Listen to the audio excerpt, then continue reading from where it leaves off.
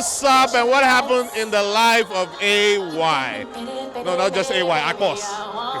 The girl Osita out here for the premiere of Christmas in Miami. It's set to be an exciting time. I'm excited to see all of the adventure that Akos has for us in this film. It comes out in theaters on the 24th of December.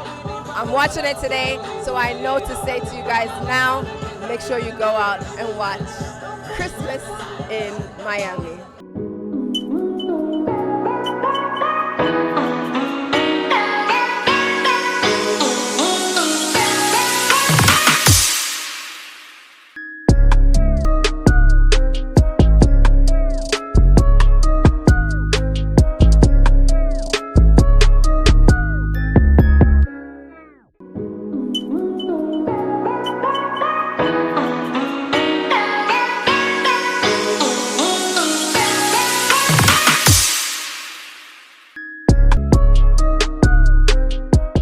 Hi guys, this is Lucky, and I'm expecting a hit when it comes to Christmas in Miami. We're used to AY giving us hit after hit after hit, and I think we all love a good Christmas movie. So AY plus Christmas has to be A1.